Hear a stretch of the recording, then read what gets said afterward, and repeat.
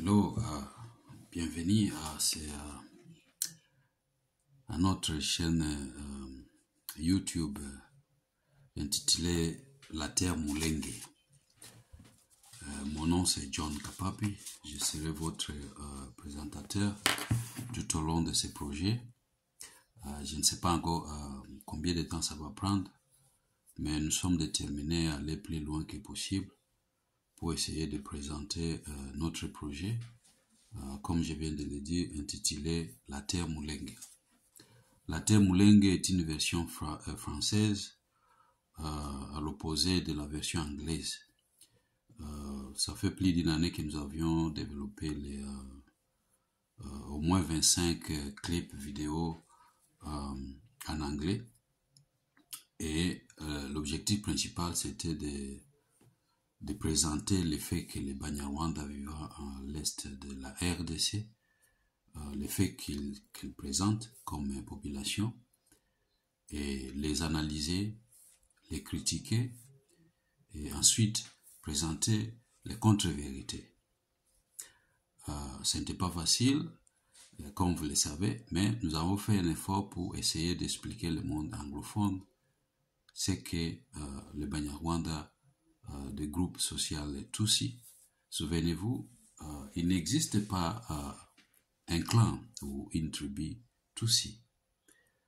Si vous suivez même les curriculums éducatifs rwandais, vous trouverez qu'eux-mêmes enseignent leurs enfants qu'il n'existe pas un clan ou une tribu Tutsi. Donc c'est un groupe social. Et nous allons voir tout au long de ces projets comment ce groupe social est né, parallèlement avec celui des Hutus et des Batwa. Alors, donc, nous avons développé, nous avons pensé qu'il était temps de penser aux francophones, aux Congolais et Congolaises, et aussi aux Africains et Africaines. Pourquoi? Puisque nous vivons dans un monde, une dichotomie linguistique, où en même temps nous allons devoir apprendre le français et en même temps aussi apprendre l'anglais. Donc nous avions commencé avec l'anglais. Pourquoi? Puisque les Banyarwanda avaient décidé de se tourner vers l'extérieur pour expliquer leurs revendications. Ainsi, après 25 clips vidéo, nous pensons qu'il est temps maintenant aussi de tourner vers l'intérieur et d'expliquer à nos chers compatriotes congolais, congolaises et africains, africaines la situation qui se présente ou la situation purement culturelle. Je ne parle pas de situation politique. Là, vous allez m'excuser, mais notre guerre, c'est une guerre culturelle. Donc, nous pensons que nous devons aussi expliquer en français ce que les populations Banyarwanda des groupes sociaux Tutsi cherchent à l'est de la RDC. Et ce que ces populations en font, ce qu'elles ont fait, et ce qu'elles continueront à faire, puisque c'est un projet. Souvenez-vous, ce projet est né dans les années 70, et le père de ce projet, Muhoza Gisaro, n'est plus là. Mais le projet est resté, et le projet continue, puisqu'il y a maintenant une génération, c'est presque des générations. Des générations de jeunes gens, jeunes garçons, jeunes filles, devenus aujourd'hui des docteurs, des politiciens, des entrepreneurs, des philosophes. Donc, ils sont grandis dans cette philosophie-là que eux sont des originaires, sont des propriétaires ancestrales d'un espace géographique qui s'appelle Mulenge. Alors, ils ont grandi dans ce système-là, dans cette idéologie-là, pour plus de 2 générations. Mais nous aussi, nous devons maintenant aussi essayer de comprendre. Est-ce que les Banyarwanda, quand ils grandissent dans cette idéologie-là, est-ce qu'ils grandissent sans la connaissance des identités voisines? Et si ces identités voisines existent, où sont-elles? Pourquoi les identités voisines ne s'expriment pas? Et ces identités voisines existent, puisque les Banyarwanda sont arrivés quand ces identités voisines existaient déjà. Je nomme ici les identités Bafuliru, les identités Bavira, les identités Bembe, les identités Barega existaient bien avant la colonisation. D'ailleurs, ces identités existaient parallèlement aux identités Banyarwanda et aux identités Barundi. Les Barundi et les Banyarwanda à l'est des lacs Kivu et de la rivière Ruzizi, et les Bafuliru, les Babembe, les Barega et les Bavira à l'ouest du même lac et de la même rivière. Mais toujours à l'est de la RDC. Donc, l'objectif de ce projet Latin Mulenge, c'est d'expliquer ce que nous avions déjà expliqué dans les contextes anglophones, d'exposer les faits purement non historiques que les Banyarwanda sont en train d'expliquer, d'exposer ou de présenter au monde extérieur, puisque la majorité des Congolais ne parlent pas l'anglais. Alors, ils expliquent ça à l'extérieur et ils sont en train de gagner une confiance incontournable. Ils expliquent qu'ils sont des Congolais d'origine Mulenge, et Mulenge c'est leur terre ancestrale, et ils ont une langue, ils ont une culture, ils ont une tradition. Mais nous aussi, nous devons aussi expliquer que si les Banyarwanda ont une tradition, une langue, une terre ancestrale, ils doivent nous montrer par des preuves anthropologiques ou des preuves sociologiques, des preuves historiques, où se trouve cette terre ancestrale. Et les terres ancestrales ne peuvent pas exister sans une structure politique quelconque. Et nous savons, selon l'histoire africaine, une structure politique liée à une terre ancestrale doit montrer une preuve de royauté. Par exemple, nous savons que les clans Nyiginya au Rwanda, par exemple, contrôlaient un certain espace géographique, le royaume central du Rwanda. Et tout autour de ces royaumes centraux du Rwanda existaient d'autres royaumes, les Ndorwa, les Bugesera, même les royaumes Burundi, les Gisaka. Ce sont des royaumes qui étaient indépendants du royaume central du Rwanda. C'est par la suite, avec les conquêtes de ces clans-là Nyiginya, qu'ils ont conquéri tous ces États fédéraux ou les États royaumes. Ils les ont annexés pour former ce qu'on appelle aujourd'hui les royaumes du Rwanda ou la République du Rwanda. Mais cette histoire-là est différente de l'histoire congolaise, puisque chez nous au Congo, le présent Congo est une création des royaumes. Et chaque royaume était représenté par une tribu. Et chaque tribu avait un garant de cette tribu-là qu'on appelait les rois. Et nous savons que c'était au 19e siècle que l'explorateur Henri Morton Stanley a acheté tous ces États indépendants, indigènes, pour former ce qui est devenu plus tard l'État indépendant du Congo, au compte du roi Léopold, roi des Belges. Alors, nous sommes maintenant obligés de donner une autre version basée sur les faits, avec des preuves à l'appui, pour contredire les versions que les Banyarwanda sont en train de donner. Non pas puisqu'on est contre eux, mais puisque l'histoire, c'est ça l'histoire. L'histoire, puisqu'ils enseignent les générations, ils enseignent les enfants. Nous aussi, nous devons rappeler, ne plus enseigner, mais rappeler à nos enfants, aux générations futures, et aux Congolais en général, que le peuple Mufuliro existe, le peuple Vira existe, le peuple Bembe existe, le peuple Chi existe et le peuple Lega existe. Mais un peuple ne peut pas exister sans terre. Un peuple ne peut pas exister sans langue. Un peuple ne peut pas exister sans culture. Si les Banyarwanda réclament, d'ailleurs ce mot-là vient d'où? Banyarwanda, originaire de Rwanda. C'est ce que ça signifie Banyarwanda. Ils ne sont pas originaires du Congo. S'ils étaient originaires du Congo, on allait appeler des Congolais. Mais un Munyarwanda peut devenir un Congolais. Là, il faut bien me suivre. Ce sont des Banyarwanda puisqu'ils sont venus du Rwanda, ils sont des originaires du Rwanda, venus s'installer en territoire congolais. Donc, politiquement, ils ont le droit d'être des Congolais.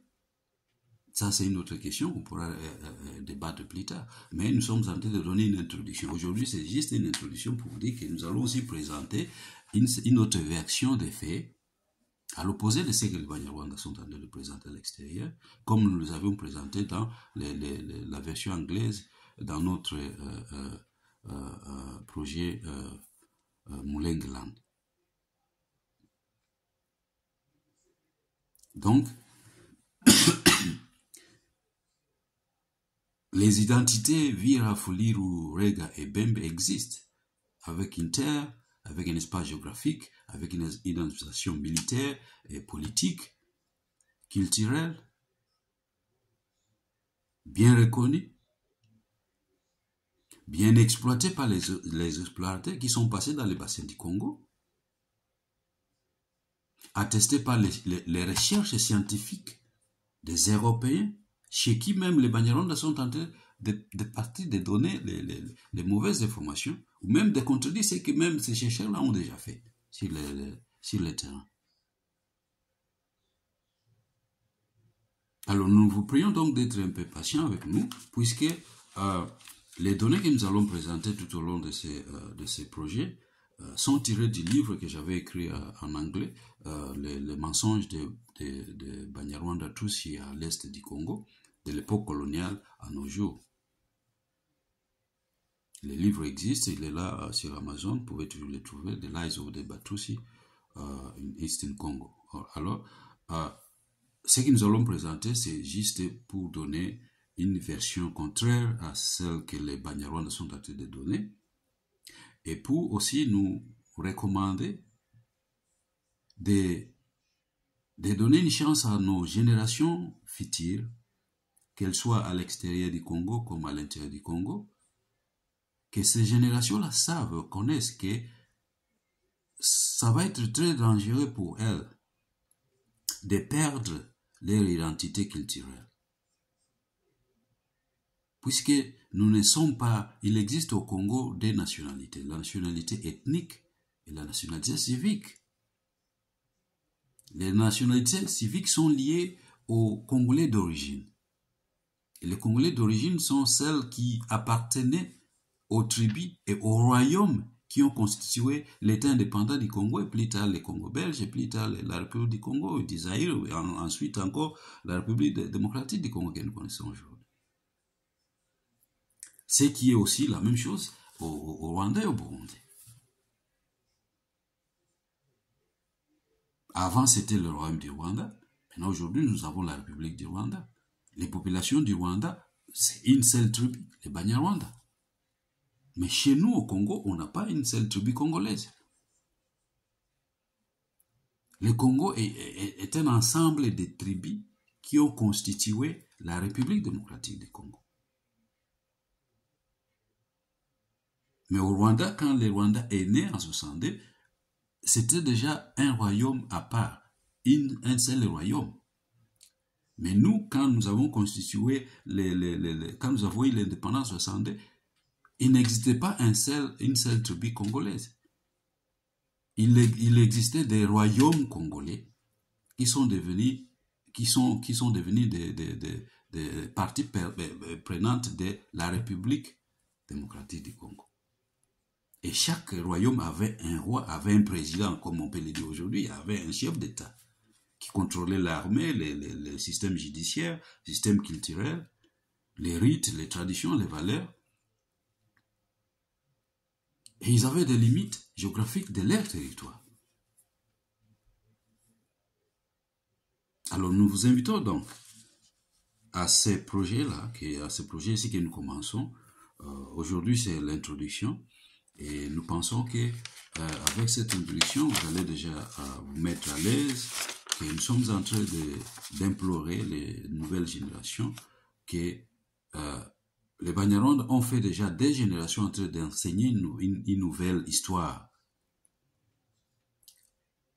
Non seulement du Congo, mais aussi de l'Est du Congo. Une nouvelle histoire, mais une fausse histoire. Mais vous, comme les Congolais d'origine, vous devez faire attention pour ne pas rester naïf. Les Banyarwanda connaissent très bien le Congo, ils connaissent très bien les Congolais, puisqu'ils ont vécu avec eux.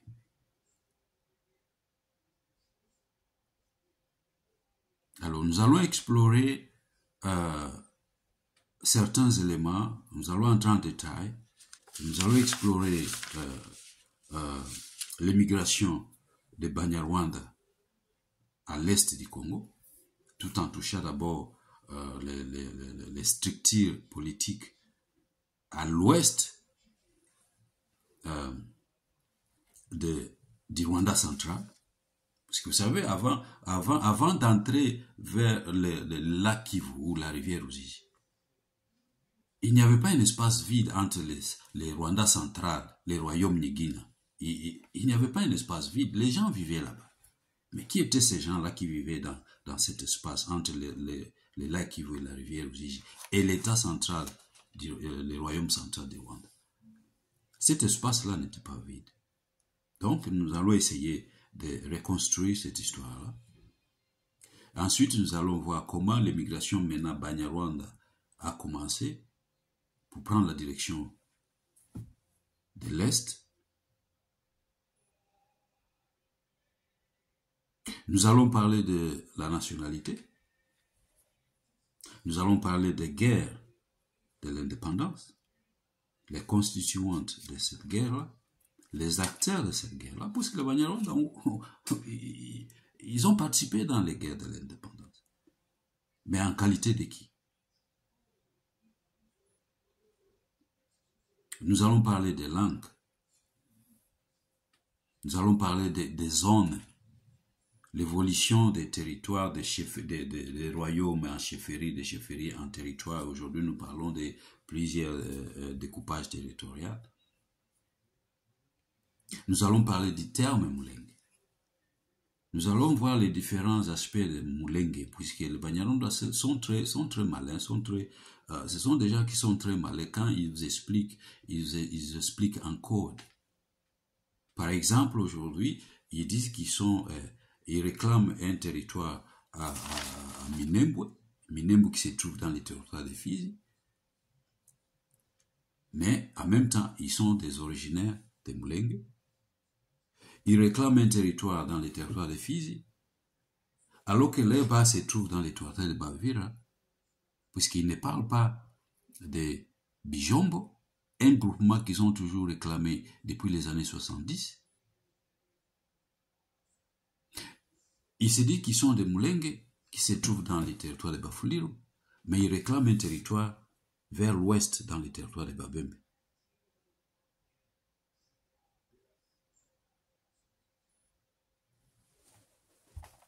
Alors, nous devons faire très attention quand nous parlons des termes Mulenge. Nous allons vous montrer que ce terme-là est un terme très délicat, mais nous allons quand même essayer de l'expliquer. Et nous allons aussi présenter les défis qui nous hantent tous. Parce que nous sommes tous hantés par ces défis-là. Est-ce que nous devons rester, devons être vendus? Nous devons rester en silence? Ou bien nous devons aussi parler? Les Banyarwanda ont déjà parlé, ils continuent de parler, ils donnent leurs faits, nous devons aussi donner nos faits.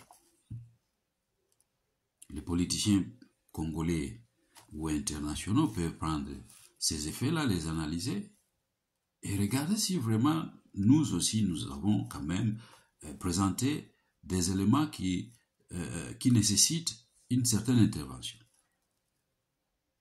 Et notre objectif, c'est d'arriver à cette intervention-là où la communauté internationale et les gouvernements congolais doivent dire aux populations banyarwanda que vous avez le droit de devenir des Congolais, mais des Congolais d'origine rwandaise.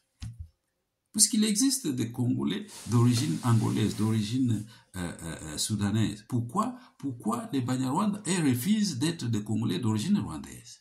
C'est ça la question qu'il faut se poser. Pourquoi ils insistent qu'ils doivent seulement être des Congolais d'origine congolaise, alors que nous n'avons pas de Banyarwanda d'origine congolaise?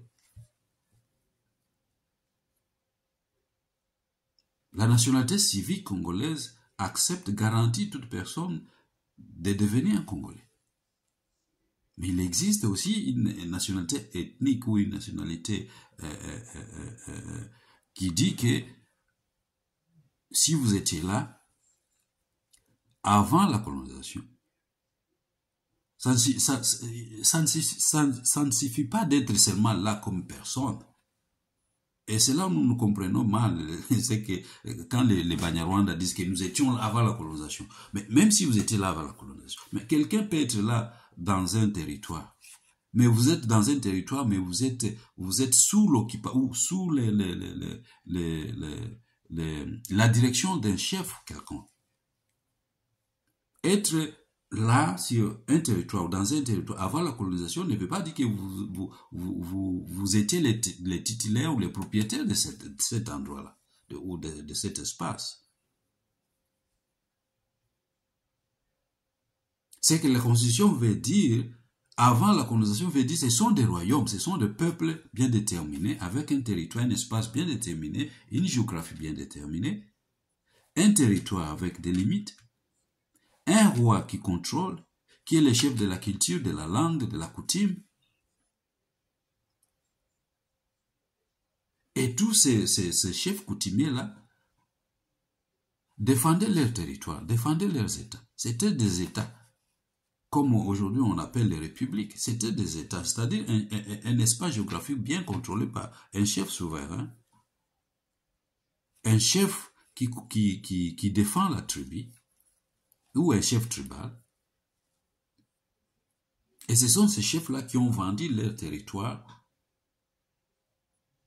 à Stanley, Henry Morton Stanley. Même les lois, les décrets, lois des années de l'État indépendant du Congo attestent aussi que même l'administration coloniale fonctionnait sur base des coutumes. Mais il n'existe pas une coutume sans roi. Il n'existe pas une coutume sans chef coutumier. Et les Banyarwanda doivent montrer qu'il existait des chefs coutumiers Banyarwanda avant la colonisation sur les territoires congolais.